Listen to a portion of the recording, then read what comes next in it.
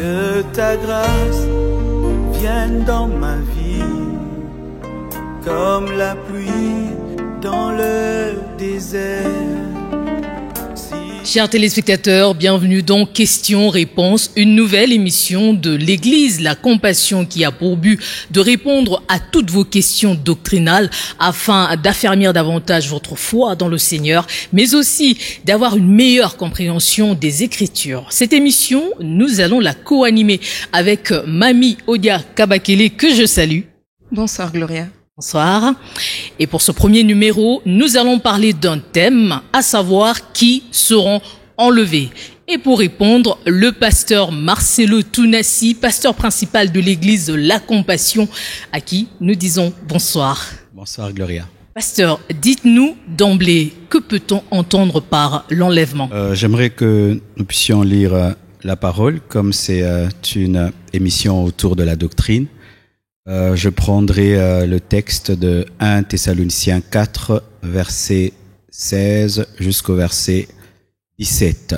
1 Thessaloniciens 4, 16 à 17, la Bible dit « Car le Seigneur lui-même a un signal donné à la voix d'un archange et au son de la trompette de Dieu, descendra du ciel et les morts en Christ ressusciteront premièrement. Ensuite, nous les vivants qui serons restés, nous serons tous ensemble enlevés avec eux sur des nuées à la rencontre du Seigneur dans les airs, et ainsi nous serons toujours avec le Seigneur. » Donc l'enlèvement, c'est un événement. C'est un événement qui va toucher l'Église. L'Église, c'est l'ensemble de tous les chrétiens répandus dans le monde entier, morts et vivants. Parce que l'Église est constitué des vivants et des morts, parce que Paul est dans l'église, mais il est mort. Alors, qu'est-ce qui va se passer? L'enlèvement, dans le vrai terme, en hébreu, en grec, c'est apé, prendre. C'est lorsque Jésus-Christ viendra secrètement prendre son église. Les morts en Christ vont ressusciter et les vivants seront transformés pour aller à sa rencontre. Et l'enlèvement est la venue secrète parce qu'il y a une venue publique de Jésus-Christ. Parce qu'il y a 3 venues de Jésus dans la Bible. Il y a sa venue comme agneau, c'est lorsqu'il est venu pour mourir. Sa venue comme époux, c'est ce qu'on appelle l'enlèvement, c'est une venue secrète, il viendra comme un voleur. Et il y a sa venue comme roi, c'est lorsque tout œil le verra. Qu'est-ce que l'enlèvement? C'est la venue secrète de Jésus-Christ comme époux afin de prendre son église constituée des morts en Christ et des vivants en Christ. Allez, nous allons entrer dans le vif de notre émission. Il s'agit des questions des internautes posées sur différentes plateformes. La première question posée sur Twitter est de Olivier Cabouit qui dit « Comment savoir si vraiment on est prêt pour l'enlèvement ?» Que Dieu te bénisse, Olivier Cabouit, et je salue tous les personnes qui me suivent sur Twitter. Alors, Olivier Cabouit, je te donne le verset de 1 Jean 3, verset 21. La Bible dit ceci: « Bien-aimés, si notre cœur ne nous condamne pas, nous avons de l'assurance devant Dieu. » Comment savoir si vraiment tu es prêt? Ton cœur va pas te condamner. Parce que si notre petit cœur peut nous condamner, alors le Saint-Esprit. Il faut avoir une conscience tranquille. Les personnes qui ont une conscience chargée ont déjà un signe, un mauvais signe, qu'elles ne sont pas prêtes. Il faut avoir une conscience tranquille. Et Hébreux 11, verset 1 dit « Or la foi est une ferme assurance des choses qu'on espère, une démonstration de celles qu'on ne voit pas. » Il faut que tu aies l'assurance du salut. Tu ne peux être sauvé que si tu crois que tu l'es. Celui qui doute être sauvé ne sera pas sauvé parce que nous sommes sauvés par la foi. Il faut avoir une ferme assurance que le sang de Jésus-Christ t'a lavé, que tes péchés sont pardonnés, que tu as le Saint-Esprit et qu'il y a une habitation céleste qui t'attend. Avoir une conscience tranquille. 2. Avoir la foi. Et j'aimerais terminer par 1 Jean 2, verset 28. La Bible dit « Et maintenant, petits enfants, demeurez en lui, afin que lorsqu'il paraîtra, nous ayons de l'assurance et qu'à son avènement, nous ne soyons pas confus et éloignés de lui. » Il faut demeurer. Parce que certains commencent en Christ et puis abandonnent. Lorsqu'il y a des problèmes, des épreuves, ils abandonnent. Il faut persévérer. La Bible dit « Ceux qui persévéreront jusqu'à la fin seront sauvés. » Comment tu peux savoir que tu seras enlevé, c'est lorsque tu es en Christ et tu as persévéré en Christ, tu demeures dans la parole, dans la foi, dans l'assurance et ta conscience ne te reproche rien. C'est cela. J'espère que j'ai pu répondre, à moins qu'il y ait encore du flou. Mami Odia Kabakele. Nous pouvons enchaîner avec la deuxième question qui vient de Kabenda Israelo. Il demande, Dieu sait-il déjà qui sera enlevé et Dieu connaît-il le nombre des personnes qui iront au paradis et celles qui iront en enfer? C'est une question très compliquée, mais que Dieu te bénisse. J'aime beaucoup cette question, Kabenda Israelo. Alors, je te donnerai 2 passages, parce que là, tu es en train de poser des questions sur la prédestination, sur l'élection, qui sont des principes fondamentaux dans la parole de Dieu. 1 Pierre 1, versets 1 à 2. La Bible dit, Pierre, apôtre de Jésus-Christ, à ceux qui sont étrangers et dispersés dans le pont de la Galatie, la Cappadoce, l'Asie et la Bithynie, et qui sont élus selon la préscience de Dieu. Et là, je vais expliquer la préscience de Dieu, le Père, par la sanctification de l'Esprit, afin qu'ils deviennent obéissants et qu'ils participent à l'aspersion du sang de Jésus-Christ, que la grâce et la paix vous soient multipliées. Voici, il faut faire une différence entre la préscience et la prédestination. Préscience, connaître en avance. Dieu, dans sa préscience, connaît le nombre de personnes qui iront au ciel et en enfer. Sinon, il n'est pas Dieu. Dieu, dans son omniscience, opère dans la préscience. Il connaît la fin du film avant sa fin parce qu'il est Dieu. Donc, Dieu, dans sa préscience, connaît le nombre de ceux qui iront en enfer et ceux qui iront au ciel. Mais il y a une différence entre la préscience et la prédestination. Dans la prédestination, il y a la volonté. Dieu connaît, mais Dieu ne veut pas. Dieu connaît le nombre des personnes qui iront en enfer, mais Dieu ne veut pas que ces personnes aillent en enfer.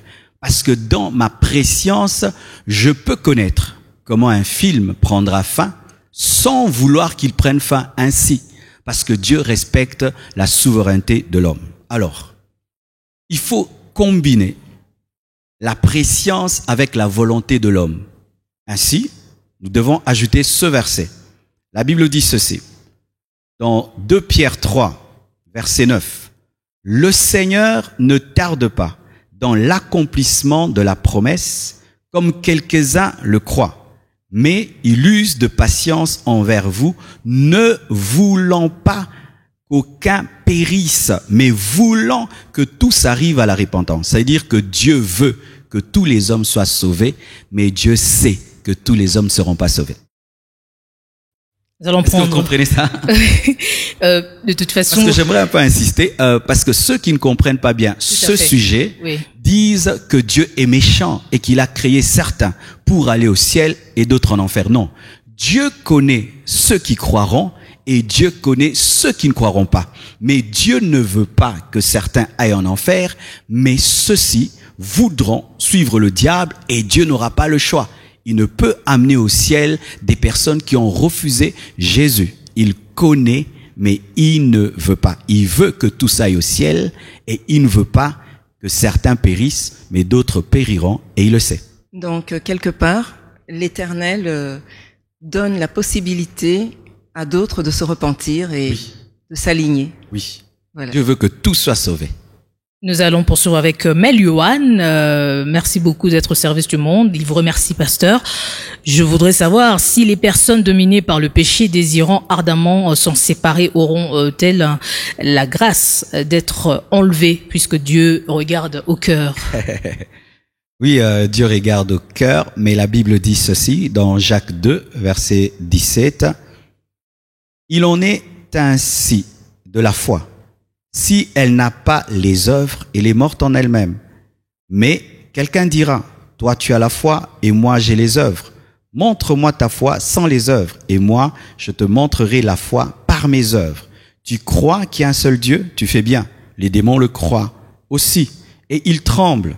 Veux-tu savoir, ô homme vain, que la foi sans les œuvres est inutile? Donc, c'est bien que tu puisses dire que tu voudrais sortir ardemment du péché, mais il faut pas seulement vouloir sortir, il faut sortir du péché. Il faut pas seulement avoir la foi, il faut avoir les œuvres. Donc, quelqu'un qui a la foi et qui n'a pas les œuvres ne sera pas sauvé parce que c'est un corps sans âme, c'est une voiture sans moteur et une voiture sans moteur ne peut pas démarrer. Beaucoup de gens tombent dans ce piège. J'aime Dieu, j'aime Dieu, j'aime Dieu, j'aime Dieu. Il aime Dieu dans son cœur, mais dans ses actions, il détruit Dieu, il combat Dieu, il s'oppose à Dieu. Dieu n'a que faire de ce que nous disons au-dedans de nous. Il faudrait que l'extérieur exprime l'intérieur. Et quelqu'un qui a un grand amour pour Dieu dans son intérieur, mais qui ne le manifeste pas par ses paroles, par ses pensées, par ses actions, n'aime pas Dieu. En soi, c'est une fausse foi. Et cette foi est comparée à la foi des démons, parce que les gens ne savent pas. Les démons aussi ont la foi. Pasteur, ils croient que Dieu existe, ils tremblent, oui, mais ils continuent à combattre Dieu. C'est la foi des démons. Justement, mais c'est peut-être plus fort que comment procéder pour sortir de ce péché. Est-ce qu'il y a des préalables pour accepter d'arrêter la vie de péché pour finalement bénéficier de ce salut? Je dis toujours que lorsque un poisson veut vivre comme un homme, eh ben, il faudrait un miracle. Sinon, il peut vouloir, mais il va mourir parce qu'il doit vivre dans l'eau. Pareil pour un homme. Tu peux faire de la plongée sous-marine, mais tu vas pas le faire toute ta vie. Il faudrait que tu ressortes parce que tu n'es pas créé pour ce genre de vie. Alors, lorsqu'un pécheur veut mener une vie de sainteté, il faut un miracle. Le problème, c'est que les pécheurs veulent mener une vie de sainteté sans la nouvelle naissance. Il faut naître de la parole et du Saint-Esprit. C'est-à-dire, il faut que tu te donnes à Jésus-Christ et lorsque tu vas le faire, le Saint-Esprit viendra dans ta vie et il va te transformer et il te donnera la force de faire le bien que tu veux faire. Le problème, c'est que beaucoup sont des religieux, me pensent être des chrétiens parce que tu peux aimer Dieu intellectuellement, mais sans l'avoir en esprit. Alors, je demande à mon frère Mel Johanna, Oui. de vérifier sa conversion. De vérifier sa conversion. Il se peut qu'il pense être chrétien, mais il ne l'est pas encore. Parce que lorsqu'on devient chrétien, on change. Si une personne est en Christ, elle est une nouvelle créature. Les choses anciennes sont passées et toutes choses sont devenues nouvelles. Il n'y a pas un vrai chrétien qui est attaché au péché. Non. Donc, Jacques Kunda vous demande, qu'est-ce qui donne à un homme le droit d'être enlevé? Est-ce la sanctification, la foi ou le Saint-Esprit? J'aimerais quand même corriger la question de Jacques. En soi, nous n'avons pas droit. C'est la grâce. Hein, c'est la grâce. Rien que l'homme puisse faire ne peut lui permettre d'aller au ciel. C'est la grâce. Alors, voici ce que le Seigneur m'a dit. Et il m'a donné ce verset, 2 Thessaloniciens 2, verset 13. Pour nous, frères, bien-aimés du Seigneur, nous devons à votre sujet rendre continuellement grâce à Dieu, parce que Dieu vous a choisi dès le commencement pour le salut, par la sanctification de l'esprit. Donc il y a deux choses, la sanctification et l'esprit, et par la foi. Donc Jacques Kunda, qu'est-ce qui nous donne la grâce d'être enlevé? C'est la sanctification, la foi et le Saint-Esprit, les trois. Mais d'abord, le Saint-Esprit, la foi et la sanctification. Personne ne peut être enlevé sans le Saint-Esprit, parce que c'est le Saint-Esprit qui va nous transformer pour aller au ciel. Personne ne peut aller au ciel sans la foi, parce que c'est la foi qui nous fait entrer dans le salut. Et personne ne peut voir Dieu sans la sanctification, car sans la sanctification, personne ne verra Dieu. Donc il faut le Saint-Esprit qui nous transforme, la foi qui nous fait entrer et la sanctification qui nous maintient. Katende Patrice, parlant de ceux qui seront enlevés, j'aimerais savoir si à part les 144 000 mentionnés dans la Bible, il y en aura plus. Ok, ça, j'étais sûr que cette question allait venir. Hein. Les gens aiment bien les 144 000. En effet. C'est terrible. Alors voici la réponse. Nous prenons, vous savez, souvent lorsque les gens lisent la parole de Dieu, ils prennent une partie. Ainsi, ils ont des versets hors contexte. Pour comprendre une parole, il faut la prendre dans son contexte. Alors, prenons le contexte de 144 000, Apocalypse 7, versets 4 à 10. Parce qu'on dit, Pasteur Marcelo, parlant des 144 000 mentionnés dans la Bible, est-ce qu'il y en aura plus? Donc, plus. Cherchons s'il y aura plus. Apocalypse 7, verset 4, la Bible dit « Et j'entendis le nombre de ceux qui avaient été marqués du sceau, 144 000 de toutes les tribus d'Israël. » Là, on voit que ça part d'Israël. Et Dieu n'est pas que le Dieu des Juifs. Donc déjà, nous pouvons comprendre par Apocalypse 7, verset 4, que les 144 000 ne parlent pas à toutes les nations, mais seulement à Israël. De la tribu de Juda, 12 000 marqués du sceau, Ruben, Aser, Nephtali, Manassé, je suis au verset 7, Siméon, Issachar et tout. Verset 8, Zabulon, Benjamin. Maintenant, allons au verset 9 qui va nous aider à comprendre. Après cela, je regardais et voici, il y avait une grande foule. Donc on ne parle pas que des 144 000. Au verset 9, il y a une foule que personne ne pouvait compter, donc des milliards que personne ne pouvait compter de toutes les nations, pas seulement Israël, de toute tribu, même les Bangwandi, de tout peuple, de toute langue, Lingala Swahili. Ils se tenaient devant le trône et devant l'agneau, revêtus de robes blanches et des palmes dans leurs mains. Et ils criaient d'une voix forte en disant, « Le salut est à notre Dieu qui est assis sur le trône et l'agneau. » Donc, nous voyons qu'il n'y aura pas que les 144 000, il y aura des millions et des millions d'hommes qui proviendront des autres tribus, des autres nations. Et j'aimerais donner cette précision. Lorsqu'on parle de 144 000, c'est un chiffre symbolique.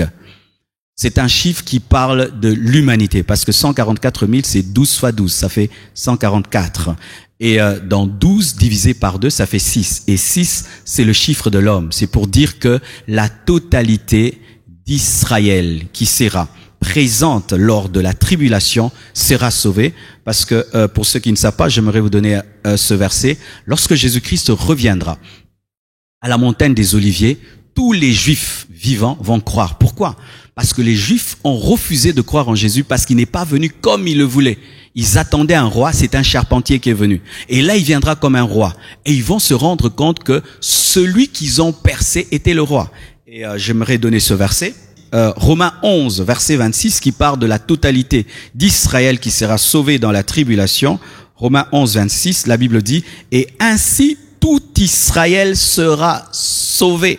Selon qu'il est écrit, le libérateur viendra de Sion et il détournera de Jacob les impiétés et ce sera mon alliance avec eux lorsque j'ôterai leurs péchés. » Quand?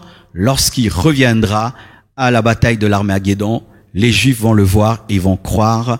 Ainsi, les 144 000 ne parlent pas des nations, mais parlent d'Israël et c'est un chiffre symbolique qui parle de totalité. Cette précision va certainement apaiser l'esprit de Catherine et Patrice. Alors, Laetitia vous demande, pasteur, même si je ne suis pas baptisée d'eau, est-ce que je serai enlevée? Oui, lorsque j'ai lu cette question, je me suis dit, je voulais même l'éviter pour ne pas créer des polémiques sur la doctrine. Parce que vous savez, dans le domaine du baptême, il y a tellement de doctrines. Certains disent que le baptême sauve, d'autres le baptême ne sauve pas. D'autres disent qu'il faut baptiser au nom du Père, du Fils et du Saint-Esprit. D'autres, il faut baptiser au nom de Jésus. Et tellement. Mais le Seigneur m'a dit quand même d'aborder cette question. Et voici la réponse. La Bible dit dans Marc 16, Laetitia, Marc 16, verset 16, « Celui qui croira et qui sera baptisé sera sauvé. Mais celui qui ne croira pas sera condamné. » Je prends un autre verset, puis je vais faire un équilibre. Luc 23, verset 39 à 43, la Bible dit, « L'un des malfaiteurs crucifiés l'injuriait, disant, « N'es-tu pas le Christ? Sauve-toi, toi-même, et sauve-nous. » Mais l'autre le reprenait et disait, « Ne crains-tu pas Dieu, toi qui subis la même condamnation? Pour nous, c'est juste car nous recevons ce qu'ont mérité nos crimes, mais celui-ci n'a rien fait de mal. » Et il dit à Jésus, « Souviens-toi de moi quand tu viendras dans ton règne. » Jésus lui répondit, « Je te le dis en vérité, aujourd'hui tu seras avec moi dans le paradis. » Alors, ce brigand reçoit la promesse d'aller au paradis alors qu'il n'est pas baptisé parce qu'on ne descend pas de la croix pour être baptisé. Alors on peut dire par Luc le 23 verset 39 à 43 qu'on peut aller au ciel sans être baptisé. Mais il y a une contradiction avec Marc 16 verset 16. Et lorsque dans la Bible il y a une contradiction, donc on ne comprend pas. Celui qui croira et qui sera baptisé sera sauvé. Alors, que veut dire la parole? Lorsque tu es dans une situation qui t'empêche d'être baptisé et tu meurs et tu n'as que la foi, tu es sauvé. Imagine, je me convertis dans une guerre. Personne n'a le temps, m'étant même en confinement. Et c'est interdit même de baptiser. Alors je peux pas me baptiser moi-même et je meurs. Je vais au ciel parce que j'ai voulu être baptisé, mais j'ai pas eu le temps, j'ai pas eu quelqu'un pour me baptiser, comme le brigand ne pouvait pas descendre. Mais quand un homme a le temps, a le moyen d'être baptisé et qu'il refuse d'être baptisé, là la Bible dit qu'il n'est pas sauvé. Pourquoi? Il y a la désobéissance. Lorsque nous disons que nous sommes chrétiens, ça veut dire comme Christ. Jésus n'avait pas besoin d'un baptême parce qu'il n'était pas pécheur, mais il s'est fait baptiser pour accomplir toute la justice de Dieu. Alors si Jésus, le Fils de Dieu, par essence, a accepté d'être baptisé, à combien plus forte raison, nous les fils de Dieu par adoption. Donc un fils de Dieu par adoption qui refuse d'être baptisé comme le Fils de Dieu par essence n'est pas un chrétien, un vrai chrétien. Et là même, j'aimerais dire ceci, c'est que aujourd'hui les églises sont en train de faire, comment on appelle, des malongues, des enseignements qui durent 2 mois, 3 mois, c'est pas biblique. Dans l'église primitive, le baptême accompagnait automatiquement la conversion. C'est-à-dire, tu crois maintenant, je te baptise. C'est pourquoi l'eunuque éthiopien a été baptisé automatiquement par Philippe après sa conversion. Mais nous, il y a des gens qui font 2 mois. On l'enseigne maintenant l'eschatologie en attendant d'être baptisé, la Sainte Seine. Nous sommes en train de mettre l'intelligence de l'homme dans la parole de Dieu.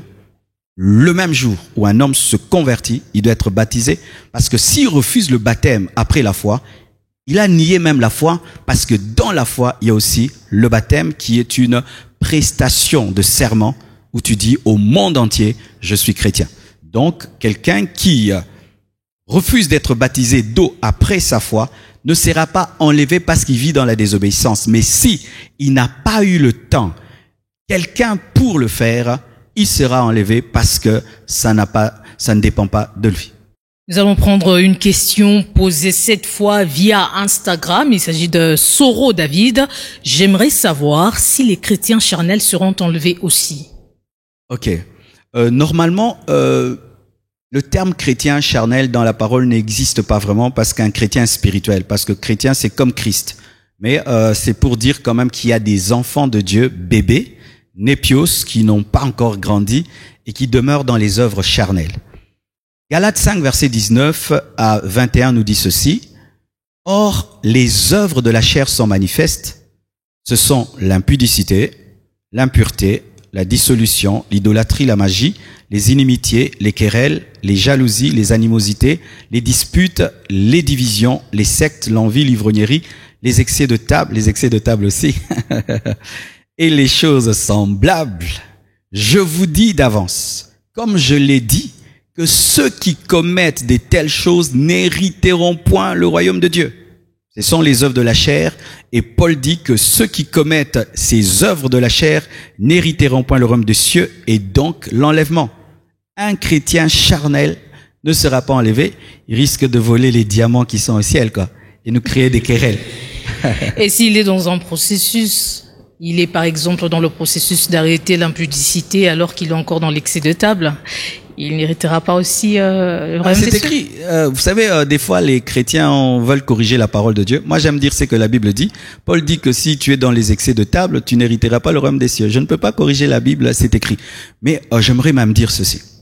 Pour ma part, le plus grand travail que l'Esprit a opéré dans ma vie, c'était au début de ma foi. C'est pas maintenant. J'ai abandonné les pires choses de ma vie quand j'avais 2 jours de conversion, 3 jours. La circoncision a lieu quand? C'est dans l'enfance. Aujourd'hui, je suis étonné de voir quelqu'un qui a 10 ans dans le Seigneur, qui continue à se battre avec des petites choses dont se débarrassent les bébés spirituels. J'ai arrêté la musique mondaine au début. J'ai arrêté l'impudicité au début. J'ai arrêté l'orgueil au début.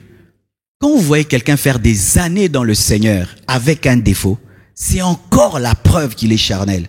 Parce que la Bible appelle ça les rudiments de la vie chrétienne. Les basiques. Ces choses-ci, ce sont les basiques.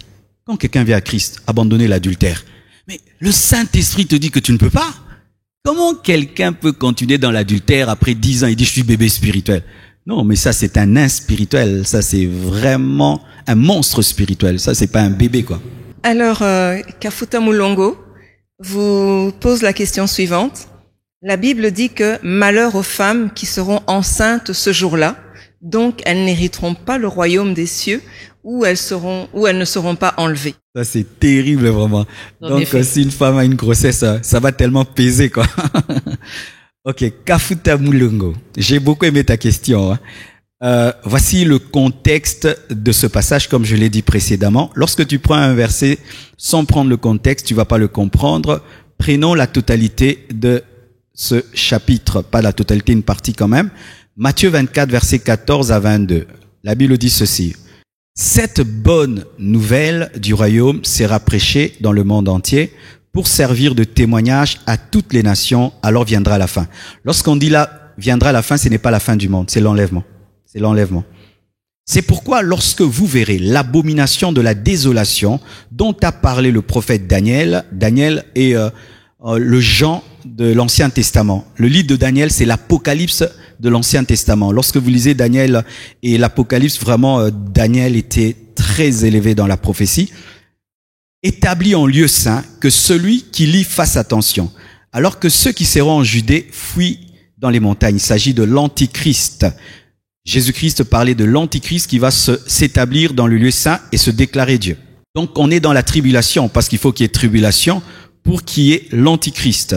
Alors que ceux qui seront en Judée fuient dans les montagnes, la persécution, et que celui qui sera sur le toit ne descende pas pour prendre ce qui est dans sa maison, et que celui qui sera dans les champs ne retourne pas en arrière pour prendre son manteau. Là, c'est la persécution. Malheur aux femmes qui seront enceintes et à celles qui allaiteront ce jour-là. Pourquoi? Une femme est enceinte, elle ne sait pas fuir. C'est seulement ça. La grossesse va peser. C'est-à-dire que lorsque les hommes seront persécutés par l'Antichrist, les femmes enceintes seront défavorisées physiquement parce qu'il faut sauter, courir et ce sera difficile. Mais ça ne touche pas l'enlèvement, ça touche seulement le physique. C'est tout. Heureusement pour les femmes enceintes, je pense. Al-Qudus Mawija, dans une famille, s'il y a qu'un seul ou deux chrétiens, le reste sont des païens, est-ce que ça sera possible que toute la famille soit enlevée? Ok, il n'y a pas de contagion, du salut. Le salut n'est pas génétique. Même si tu es un enfant de pasteur, si mes enfants ne se convertissent pas, ils iront en enfer. Si ma femme ne craint pas Dieu, elle ira en enfer. Donc déjà, si tu es le fils de pasteur et tu peux aller en enfer, alors quand on est dans une famille. La Bible dit ceci dans Luc 17, versets 32 à 36, révélant que le salut, l'enlèvement est individuel. Souvenez-vous de la femme de Lot. La femme de Lot habitait avec un homme de foi. Elle est devenue une statue de sel. Elle n'a pas été sauvée parce que son mari était Lot. Alors celui qui cherchera à sauver sa vie la perdra, et celui qui la perdra la retrouvera. Je vous le dis, en cette nuit-là, de deux personnes qui seront dans un même lit, qui dorment dans un même lit. Les mariés, les frères et sœurs. Oui. Que dit la Bible? De deux personnes qui seront dans un même lit, l'une sera prise et l'autre laissée. Donc, il y a des membres de famille qui vont rester. Si tes frères et sœurs sont dans la foi, et toi, tu demeures dans l'incrédulité, ils seront enlevés et tu resteras. Certains vont dormir avec leur femme dans les bras et vont se réveiller avec un coussin. Et d'autres vont dormir avec leur enfant dans les bras et vont se réveiller avec leur pyjama. Ok, alors une dernière question. Elle nous vient de Jonathan Pamy. Donc, la dernière question, elle nous vient de Jonathan Pamy. Merci beaucoup, pasteur. J'espère que ma question sera remarquée. C'est exaucé. Ma question est de savoir si les chrétiens qui auront la marque de la bête pourront accéder à des soins, à du travail, donc s'ils peuvent acheter, vendre, enfin tout ce que la marque de la bête peut aider à obtenir. J'ai beaucoup aimé cette question parce que je suis en train de travailler des enseignements à ce sujet, parce qu'il y a une confusion en ce temps de la fin entre la préparation de la marque de la bête et la marque de la bête. Et j'aimerais un peu vraiment éclairer tous les frères et sœurs. Et d'ici là, je vais tenir tout un enseignement sur cela. Bientôt, il y aura un grand débat théologiques autour de ceci. Alors, 2 Thessaloniciens 2, versets 1 à 9. J'aime beaucoup lire des longs versets, sorry. Pour ce qui concerne l'avènement de notre Seigneur Jésus-Christ et de notre réunion avec lui, nous vous prions, frères, de ne pas vous laisser facilement ébranler dans votre bon sens et de ne pas vous laisser troubler, soit par quelque inspiration, soit par quelques paroles ou par quelques lettres qu'on dirait venir de nous, comme si le jour du Seigneur était déjà là.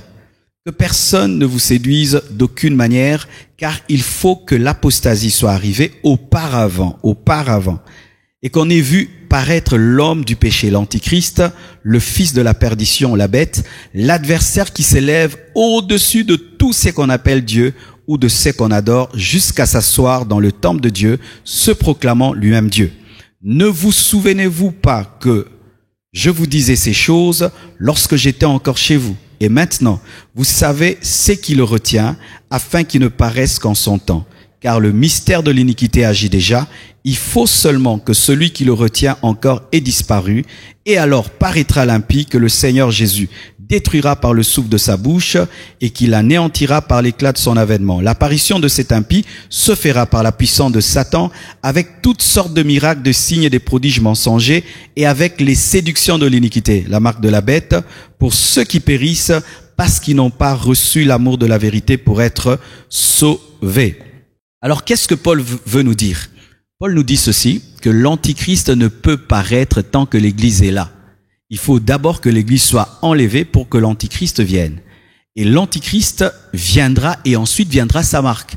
Donc, nous les chrétiens, nous n'aurons pas affaire à la marque de la bête. Alors, le frère qui pose cette question, si tu te retrouves en une période où il faut la marque de la bête, et donc, soit c'est une mauvaise interprétation de ce qui se passe aujourd'hui, où on nous parle des puces pour travailler du vaccin et tout. Ça, c'est la préparation de la marque de la bête. Les puces, en notre temps, ce n'est pas encore la marque de la bête. C'est la préparation de la marque de la bête. La 5G, ce n'est pas la marque de la bête. C'est la préparation de la marque de la bête. Les vaccins et tout, ce n'est pas la marque de la bête. Même si ce sera accompagné d'une puce, mais c'est la préparation. Quand est-ce qu'on parle de la marque de la bête? C'est lorsque la marque est synonyme d'une adoration à Satan. Quand quelqu'un a une marque pour travailler, voyager, c'est seulement la technologie. Mais quand cette marque équivaut à une apostasie, un reniement de Christ, une adoration à Satan, là c'est la marque de la bête. Et la marque de la bête ne peut fonctionner tant que l'Église est là. Ainsi, nous n'avons pas à avoir peur d'une marque de la bête. Il faut que l'Église soit enlevée pour que paraisse l'Antichrist avec sa marque. Un dernier message, pasteur, avant de clôturer l'émission. D'abord, je bénis le Seigneur. On a vraiment reçu beaucoup de questions et ça prouve vraiment que vous êtes intéressés. Parce que j'avais vraiment un grand souci. N'est pas passer sur Internet seulement pour avoir des vues, des likes, des abonnés, mais impacter les vies. Et lorsque j'ai eu toutes ces questions, vraiment, ça m'a conforté dans mon engagement. Et vraiment, que Dieu vous bénisse. Souvent, j'ai pas le temps de remercier tous les internautes, toutes les personnes qui nous suivent sur Facebook, Instagram et Twitter. Que Dieu vous bénisse. Mais j'aimerais m'adresser à un homme, à une femme qui veut être enlevée. La première chose, tu dois donner ta vie à Jésus. La deuxième chose, tu dois persévérer par l'aide du Saint-Esprit. Et tu dois trouver une bonne église qui prêche la parole dans sa totalité. Un bon pasteur qui va t'encadrer dans la parole et qui sera lui-même un modèle de vie. Entoure-toi des chrétiens qui vont te stimuler dans la foi et t'encourager dans la sanctification. Et si tu as abandonné Christ parce que certains sont en train de rétrograder, de rentrer dans leur ancien péché, sache que tant qu'il y a la vie, il y a de l'espérance. Tu peux te relever. Jésus-Christ veut te pardonner et te laver de tous tes péchés. La vie chrétienne est difficile sans Christ, mais elle est très facile avec Christ, avec le Saint-Esprit. Et si tu veux maintenant donner ta vie à Jésus-Christ, je te prie de faire cette prière avec moi. prions ensemble. Prions. Seigneur Jésus-Christ, ce soir, je te donne ma vie. Deviens mon Seigneur et mon Sauveur personnel. Je confesse de ma bouche le Seigneur Jésus-Christ et je crois dans mon cœur que Dieu l'a ressuscité des morts. Je chasse le diable de ma vie et j'invite le Saint-Esprit. Sauve-moi, change-moi, transforme-moi et enlève-moi au dernier jour. Merci Jésus-Christ. Merci Saint-Esprit. Amen. Amen. Il ne reste plus qu'à vous remercier, pasteur Marcelo Tounassi, d'avoir répondu à ces questions. Merci. Merci, pasteur. Merci. Merci également à vous, Mamie Odia Kabakele, pour la co-animation. Et à toi aussi, Gloria Mbouya. Je vous en prie. Voilà tout pour le premier numéro de questions-réponses dont le thème était qui seront enlevés. Nous espérons que les réponses du pasteur Marcelo Tounassi ont rencontré vos préoccupations. Merci de votre fidèle attention. On se retrouve très prochainement avec le même plaisir. Que ta grâce vienne dans ma vie, comme la pluie dans le désert.